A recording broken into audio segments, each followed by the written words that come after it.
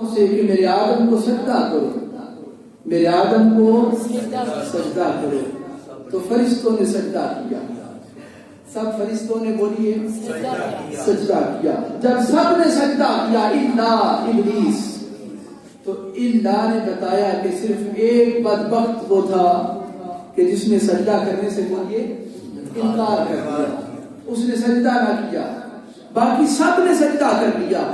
اور یہاں پر اعلان ہو گیا اے آدم آپ کے سامنے سجدہ کروا کے ہم نے واضح کر دیا کہ ملائکہ سے انبیاء افضل ہوتے ہیں۔ یہ سجدہ بتا رہا، سارے فرشتوں سے سجدہ کرواتے ہیں کہ یہ آپ سے افضل ہے، اسے سجدہ کریں، اسے سجدہ کرو۔ یہ ایک آیت تھی۔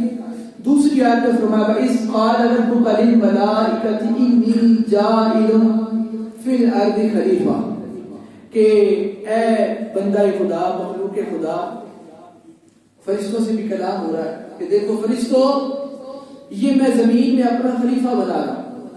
حضرت آدم علیہ السلام کو بنانے کی باری آئی تو فرمایا فرشتوں میں زمین میں اپنا خلیفہ بنا رہا ہوں۔ فرشتوں کے ہوتے ہوئے اسے خلیفہ بنایا۔ فرشتے کو بھی بنایا جا سکتا تھا نا، لیکن فرشتوں کو نہیں بنایا۔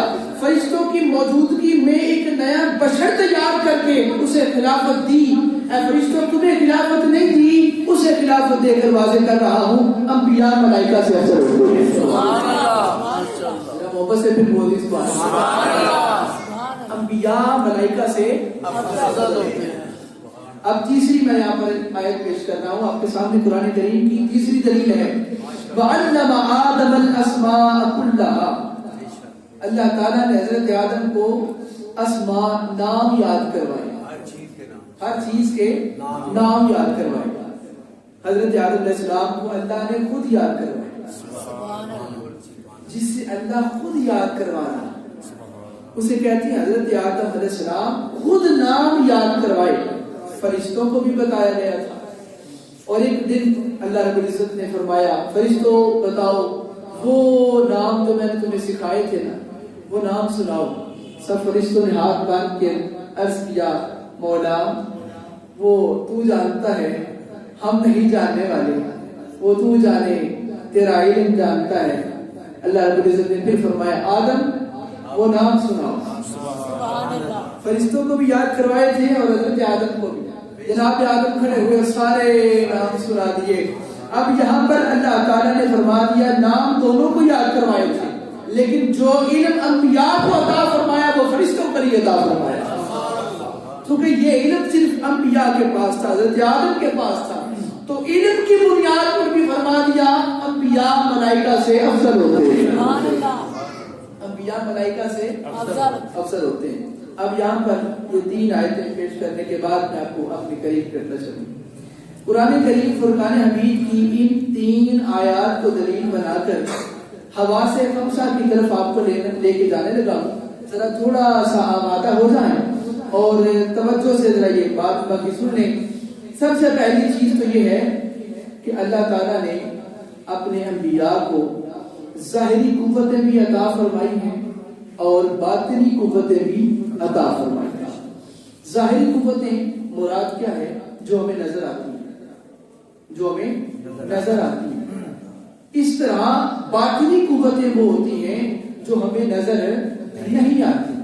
اسی طرح اللہ تعالیٰ نے حضرات انبیاء کرام کو قوت باصرہ، قوت سامعہ، قوت ذائقہ، قوت لامسہ اور قوت شامہ، ہاتھ مس کرنے کی قوت، یہ ذائقہ چکھنے کی قوت، باصرہ دیکھنے کی قوت، سامعہ سننے کی قوت اور شامہ سونگھنے کی قوت، یہ ان کو ایسی عطا فرمائی ہے تو وہ بشر ہیں، وہ بندے ہیں، لیکن یہ قوتیں بندوں کو بھی ملی ہیں، ان کو بھی ملی ہیں، لیکن ان کی شان کا اندازہ یہ ہے کہ ہم دیوار کے پار نہیں دیکھ سکتے، وہ پہاڑ کے پار بھی دیکھ سکتے ہیں۔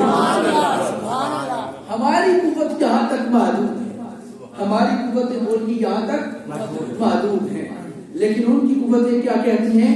بسم اللہ الرحمن الرحیم۔ اللہ تعالیٰ نے حضرت جناب ابراہیم خلیل اللہ کے لیے فرمایا وَكَذَلِكَ نُرِي إِبْرَاهِيمَ مَلَكُوتَ السَّمَاوَاتِ وَالْأَرْضِ. حضرت ابراہیم علیہ السلام کے لیے ایک پتھر لایا گیا اور جناب ابراہیم علیہ السلام کو اس پتھر کے اوپر کھڑا کر دیا گیا اور پتھر کے اوپر کھڑے کر کے تو فرمایا اپنا چہرہ بلند کرو، اپنی آنکھیں بلند آسمان کی طرف دیکھو. حضرت ابراہیم علیہ السلام نے اوپر دیکھا. اب اللہ تعالیٰ نے حجابات کو ہٹا کر اپنے نبی کے لیے کوئی حجاب نہیں رکھا. یہ خلیل اللہ ہے جن کے لیے کوئی حجاب نہیں. جب خلیل اللہ کے لیے کوئی حجاب نہیں تو حبیب اللہ کے لیے کیسے ہو سکتا ہے؟ حجابات ہٹ گئے. جناب ابراہیم نے پتھر کے اوپر کھڑے ہو کر آسمان کی طرف دیکھا، حجابات کو ہٹا کر. یہاں پر اللہ تعالیٰ فرماتے ہیں کہ ہم نے اپنے نبی کے لیے سارے حجابوں کو ہٹا کر زمین و آسمان کی تمام سلطنت اپنے محبوب اپنے خلیل کے سامنے رکھ دی.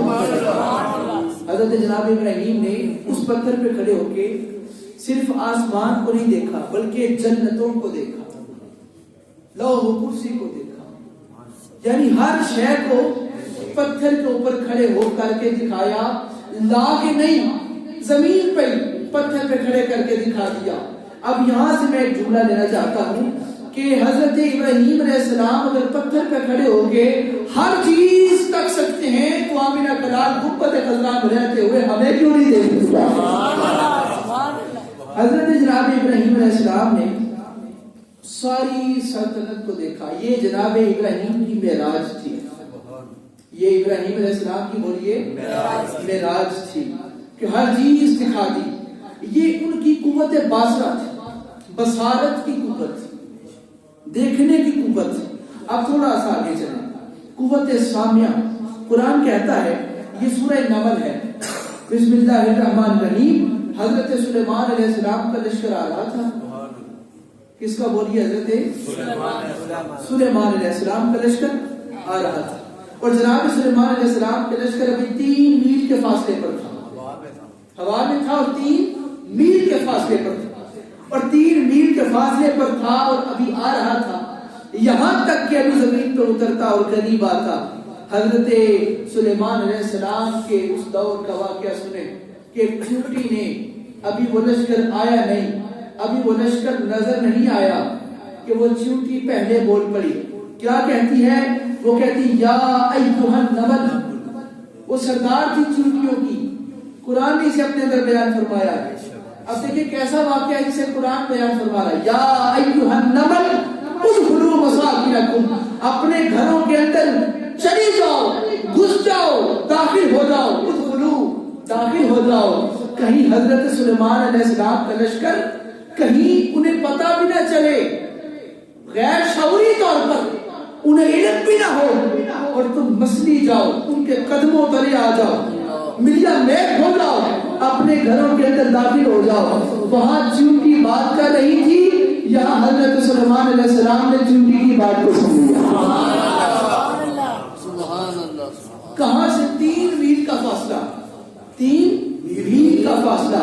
جب اس نے کہا نا لا یحزنکم سلیمان وجنودہ وهم لا یشعرون، کہ ان کو پتہ بھی نہ چلے ان کے لشکر والوں کو اور وہ تمہیں کچل کے گزر جائیں.